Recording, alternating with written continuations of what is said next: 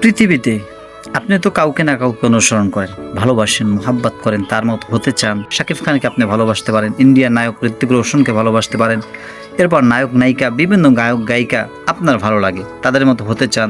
অনেকে আবার বিটিআরসির মতো হতে চায়, বিভিন্নভাবে বিভিন্ন লোককে অনুসরণ করেন। আসলে বলুন তো, আপনি যাদেরকে অনুসরণ করতেছেন, যাদের মতো হওয়ার চেষ্টা করতেছেন, তাদের একজনের ব্যক্তিত্ব জীবনের আদর্শ কি ভালো? পার্সোনাল জীবনের আদর্শ ভালো? তারা পর্দায় একরকম মুখোশধারী আর ভিতরে আর এক রকম, অর্থাৎ শয়তানের মতো মুখোশ ধারণ করে।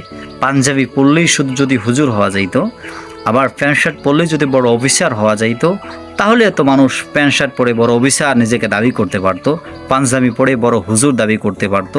এইভাবেই এরা আসলে পর্দার ভিতরে একরকম পোশাক পরিধান করে মানুষকে দেখায় একরকম, আর তাদের ব্যক্তিত্ব জীবনে আর এক রকম। তাদের কোনো আদর্শ নাই, তাদের কোনো চরিত্র নাই। পৃথিবীতে যদি নিকৃষ্ট কোনো চরিত্রের মানুষ থাকে, তাহলে আমি বলবো নায়ক নায়িকা, গায়ক গায়িকা, এদের চরিত্র হলো নিকৃষ্টতম চরিত্র। এদের চরিত্র যদি আপনি কখনো বাস্তবায়ন করেন, হতে চান, তো আপনি জীবনও কোশ্চেন কালো ভালো হতে পারবেন না, তো আপনি পরিশেষে খারাপই হবেন। এজন্য প্রত্যেককে অনুরোধ করব, বিনীত অনুরোধ করব, যদি আপনি কাউকে অনুসরণ করতে চান, কারো মতো হতে চান, তাহলে মান আহাব্বা সুন্নতি ফাকাদ আহাব্বানি মান আহাব্বানি কানা মাই ফিল জান্নাহ।